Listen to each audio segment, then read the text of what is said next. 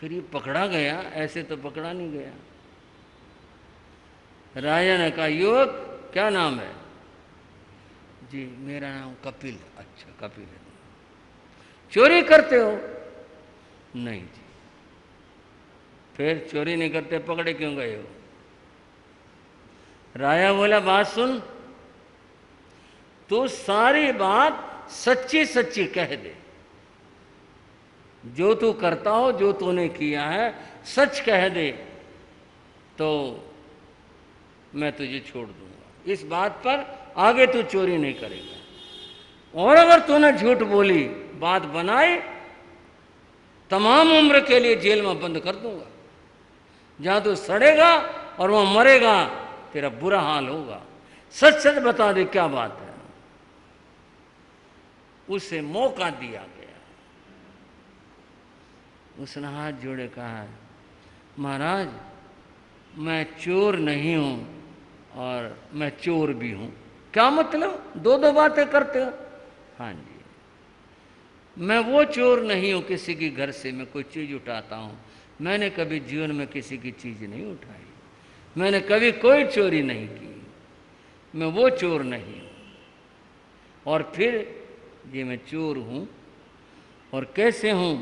मैं अपने आचार्य का चोर हूं, मैं सेठ का चोर हूं, मैं अपनी माँ का भी चोर हूं, मैं समाज का चोर हूं। क्या मतलब?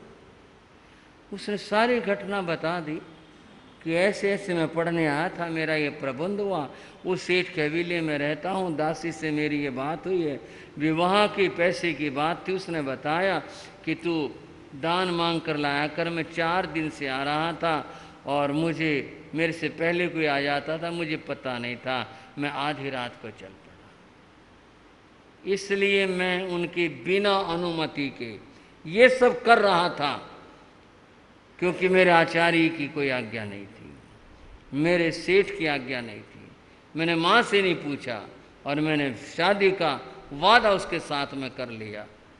इसलिए मैं चोर हूं, लेकिन मैं चीज नहीं चुराई किसी की। राजा ने उसकी बात सुनी। राजा समझ गया, बोले सच्चाई बोल रहा है ये, चलो इसकी अपनी भावनाएं हैं, कोई बात नहीं। राजा बोला, अच्छा तुम्हारी सच्चाई पर मैं प्रसन्न हूं और हम तुम्हें मुक्त करेंगे। और तुम 2 मासे सोना लेने के लिए आए थे ना? बोले हाँ जी। मैं तुम्हें मौका देता हूं, जो तुम्हें मांगना हो वो मांग लो, मैं तुम्हें पुरस्कार दूंगा। तुम्हारी सच्चाई के कारण से मैं तुम्हें पुरस्कार दूंगा, तो मांग लो। वो सोचने लगा, थोड़ी सी देर हो गई। राजा ने कहा, सोच नहीं पा रहे हो? मैं तुम्हें समय देता हूं, जाओ पास के बागीचे में चले जाओ एकांत में, और वहां जाकर के बैठो, सोच आओ, जो तुम्हारी इच्छा हो बता देना, मांग लेना, मैं तुम्हें दे दूंगा। जाओ ले जाओ इनको। पहरेदार ले गया, जाकर कहा ये बागीचा है। वो वहां जाकर के बैठ गया। बैठ करके अब मन में संतोष था, सब्र था, मुसीबत तो टल गई, जेल का डर था वो दूर हो गया।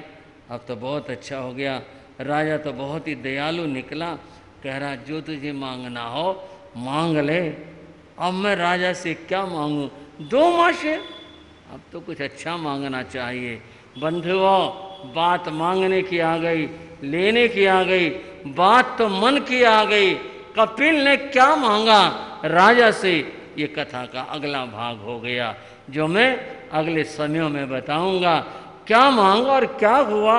महावीर की वाणी की ये पंक्ति, सर्वं ग्रंथं कलहं, वह बंधन में बंधा, मोह के बंधन में बंधा, और ये उसके लिए दुख का कारण हुआ। तभी तो पकड़ा गया, रात भर जेल में रहा। अगर ऐसा न होता तो क्यों उसके साथ ऐसा होता? महावीर कहते हैं, इन राग और द्वेष के, मोह के, माया के बंधनों को जो तोड़ता है वो मुक्त होता है, वो सुखी होता है। क्या हुआ? हमने जाना बंधन में बंधा तो इसके साथ ये हुआ। आगे कपिल किस तरह से बंधनों से मुक्त हुआ, अद्भुत कथा श्री उत्तराध्ययन सूत्र के 8वें अध्ययन की आप अगले समयों में सुनेंगे। आज की चर्चा यहीं तक है। बंधुओं, जिन्होंने मोह माया के बंधन तोड़ डाले, वे मुक्त हुए, स्वतंत्र हुए और मुक्त होकर जो परम पद की ओर बढ़ गए, उन महापुरुषों की कथा और चर्चा चल रही है। हमारी कथा का जो वर्तमान बिंदु है वह स्थूल भद्र मुनि है, और स्थूल भद्र वो मुनि है, समय आने पर बात करूंगा, केवल आज तो उस बिंदु की बात कर रहा हूं कि जब हम मंगलाचरण करते हैं, मंगलाचरण का अर्थ होता है हम उनका नाम लेते हैं जिनका नाम लेने से मंगल होता है, विघ्न और बाधाएं दूर हो जाती हैं। तो हम कहते हैं मंगलम भगवान वीरो, भगवान महावीर तीर्थंकर महाप्रभु मंगल है। उनका नाम लेने से मंगल होता है, विघ्न और बाधाएं दूर होती हैं। मंगलम भगवान वीरो, मंगलम गौतम प्रभु, और गौतम स्वामी का नाम लेने से विघ्न बाधाएं दूर होती हैं। मंगलम स्थूल भद्राद्या, तीसरे नंबर के ऊपर किसका नाम लिया बोलोगे? स्थूल भद्र महामुनि का नाम लिया। आप सोच करके देखो, विचार करो। तीर्थंकर तो तीर्थंकर हैं, उनकी तो महिमा ही अलग है, उसकी तो बात ही अलग है उनकी तो। गौतम स्वामी भगवान के गणधर थे, उनकी बात भी अद्भुत है। तीसरी बात मुनियों की आई तो बंधुओं स्थूल भद्र मुनि का नाम लिया गया। इतना उनका मंगल नाम है कि मंगलाचरण में बंधुओं उनका नाम लिया जाता है, मंगल मनाया जाता है, तब कुछ काम किया जाता है।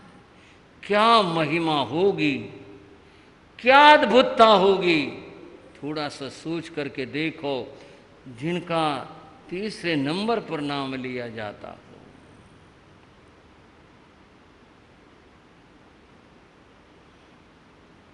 ये स्थूल भद्र मुनि कैसे बने, इसका बड़ा वृत्तांत है। और उस वृत्तांत में आप सुन रहे थे, नंदराज उस समय के राजा हैं, शकटार शकडाल जिसको कहते हैं वह उनका मंत्री है, और बात घूम रही है एक व्यक्ति को लेकर के जिसका नाम वर रुचि है। क्या नाम है? वर रुचि। कथा में एक नायक होता है और एक खलनायक होता है। खलनायक वो है जिसके अंदर बुराई भरी हुई है, जिसने कुछ न कुछ उपद्रव रचना है। अब और शब्द तो मैं क्या कहूँ, बस यही खलनायक का काम होता है। कुछ न कुछ रचना है उसने, और स्वार्थ सिद्धि करनी है उसने।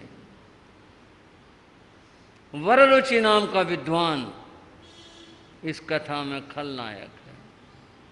उसने पहले एक प्रपंच रचा, राजा से इनाम पाने का। इनाम 1 दिन का होता, 2 दिन का होता है, तीसरे दिन तो तनख्वाह हो जाती, इनाम थोड़े रहता। इनाम तो ठीक है भाई, आपका एक काम है, आपको पुरस्कार दे दिया। हर रोज अगर होगा तब तो फिर उसकी तनख्वाह होगी। शकटार ने कहा राजा कुछ नहीं सोच रहे, हर रोज लाख रुपए का इनाम देते हैं, किस बात का? धन प्रजा का है ये। और उन्होंने अपनी बुद्धिमत्ता से उसका जो वो रचा हुआ था प्रपंच, वो सारा का सारा तोड़ डाला, काट दिया। उसने नया प्रपंच रचा। गंगा नदी में एक यंत्र गड़वाया और वहाँ गाड़ दिया गया। उस यंत्र की थी कि नीचे कोई बटन कह लो, कोई लकड़ी का डंडा, कोई चीज़ थी, उसको दबाओ तो पानी में से एक हाथ बाहर आता था और वो जाकर श्लोक पढ़ा करता। और उस हाथ में वो थैली लटका देता था रात में चुपचाप, उसमें मोहरें होती थी। सुबह में स्तुति करने के बाद उसे दबाता, हाथ बाहर आता और वो थैली उतार लेता। लोग तमाशा देखते, कमाल है, अद्भुत है, और गंगा प्रसन्न होकर के खुद इनाम देती है। हद है। राजा तक ये बात गई, राजा भी देखने गए। शक्टार ने पहले पता लगा लिया था इस सारे के सारे प्रपंच का जासूसों के द्वारा, और उसने वो थैली रात में उतरवा ली। पंडित जी ने वही काम किया, आरती करी, कुछ किया, और जब वो पाँव से बटन दबाया, हाथ बाहर आया पर थैली नहीं थी। वो देखते रहे, ये क्या हुआ। शक्टार बोला, पंडित जी कोई श्लोक कम रह गया लगता आपका, आज दोबारा से करो, क्या बात हुई, गंगा माता क्यों नाराज होगी आपसे। उसे लगा ये इसका काम है, ये इसने किया है, दोबारा करो, क्या बात है, चुप क्यों हो गए, फिर पढ़ो श्लोक, क्या बता प्रसन्न हो जाए। वो चुप था, उसे पता था कि ये तो तेरा किया हुआ काम है। वो जब चुप लज्जित खड़ा हुआ था, शक्टार बोला, चलो आज गंगा माता प्रसन्न नहीं हुई, महाराज आए हैं ना, लो आज पुरस्कार हम देते हैं। और वो थैली उसकी तरफ बढ़ा दी, देखा तो मेरी थैली है। सारे लोग समझ गए, सब लोगों ने बहुत आलोचना करी, इस बात की निंदा भी की, बताओ गंगा के नाम के ऊपर इतना धोखा, इतना छल ये कर रहा था, लोगों को मूर्ख बनाने लग रहा था। सब लोगों ने आलोचना की। ये दुकान बंद हो गई जो उसने खोली थी। लोग हर रोज पंडित जी को बड़ा कुछ दिया करते, दान दक्षिणाएं, खत्म हो गई। बड़ा कुछ मिला करता, वो जाता रहा। बर रुचि मन में द्वेष गांठ लगाता है कि अब कोई मौका आए, शक्टार को मैं भी देखूं, मैं भी शक्टार को खत्म करूं। यह उसके मन के अंदर भाव आया। महामात शक्टार से वर रुचि को फिर घोर पराजय मिलिया, घोर पराजय मिली। उसके हृदय में प्रतिशोध की ज्वालाएं फिर भड़क उठी। प्रचंड हो उठा द्वेष दावानल, मन में निश्चय धार लिया, मन में निश्चय धार लिया। महामात को काल के मुख में धकेल कर ही दम लूँगा। जब तक ऐसा नहीं करूँगा, चैन से मैं नहीं बैठूँगा।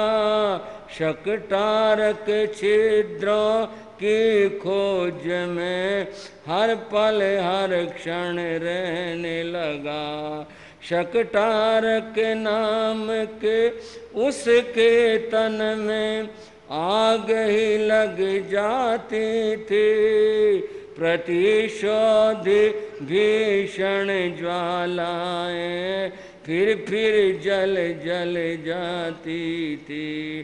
खाते पीते सोते जगते, खाते पीते सोते जगते, यही विचार मन आते हैं। जिन शासन गौरव गाते हैं हम, जिन शासन गौरव गाते हैं। मैं बदला लूंगा इसका, कोई बात नहीं।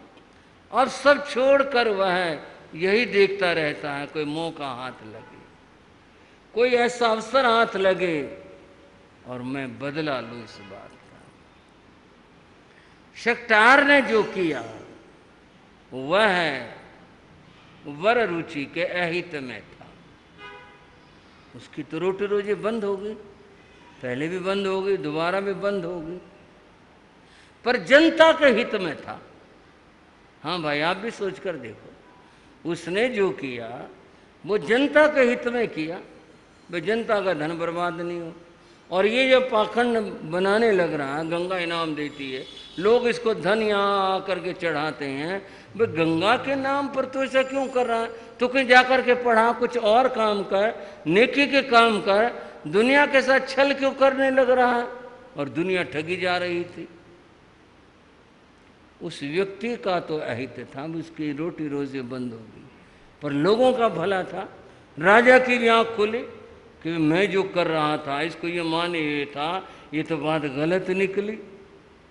शक्टार अपनी जगह मंत्री पद के ऊपर ईमानदार था। उसने अपना कोई स्वार्थ नहीं सिद्ध किया कि भी इसकी दुकान बंद करवा करके मेरे को ये फायदा हो जाएगा।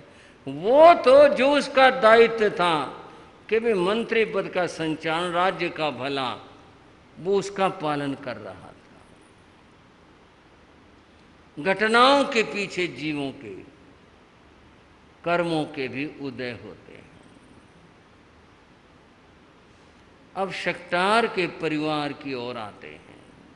ये तो उस समय की राजनैतिक स्थितियां बनी। परिवार की बात आपने सुनी, उसके 2 बेटे थे।